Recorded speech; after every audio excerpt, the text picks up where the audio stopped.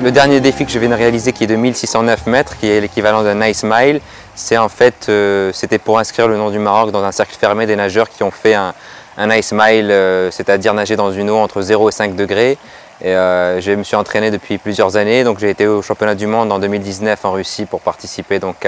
à des distances plus courtes, mais l'eau était à 0 degré. Et puis ça fait 3 mois que je vais dans la région de Khenifra, les autorités locales m'ont soutenu depuis le début pour pouvoir m'entraîner. Et ça fait quand même plusieurs années qu'on organise aussi le Ice Swimming Morocco, qui est donc le premier événement de la sorte au Maroc. Et puis ce qui m'a poussé, c'est le fait, comme je vous dis, de pouvoir me surpasser, de me dépasser comme ce que je fais toujours.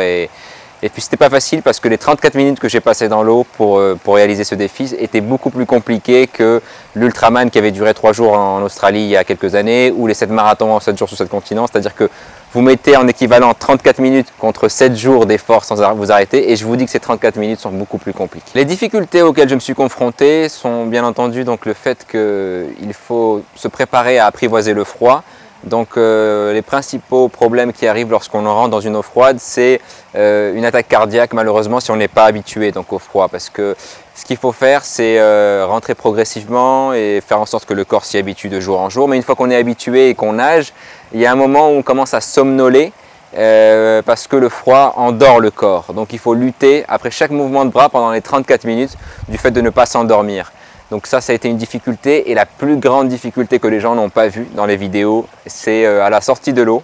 vous commencez votre défi parce que le corps est descendu de 37 degrés à 33 degrés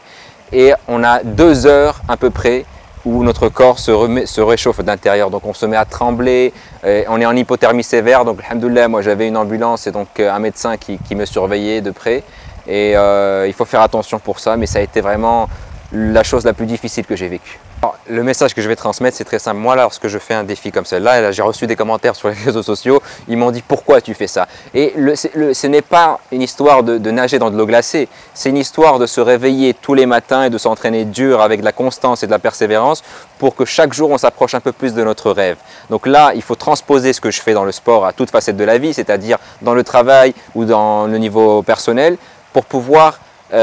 s'approcher de nos rêves en travaillant. Donc le message que je veux transmettre, c'est vraiment la constance, c'est très importante, la persévérance, et quoi que les gens disent autour de nous, il n'y a que nous qui savons ce qu'on veut faire vraiment. N'écoutez vraiment que notre cœur et aller de l'avant et accomplir notre rêve.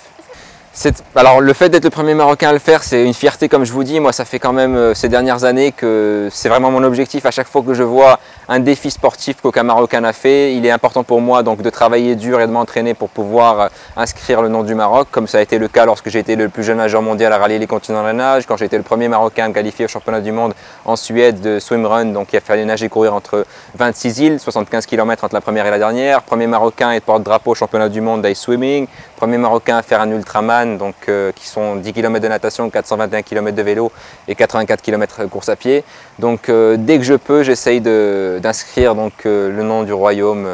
dans la liste des sportifs de l'extrême.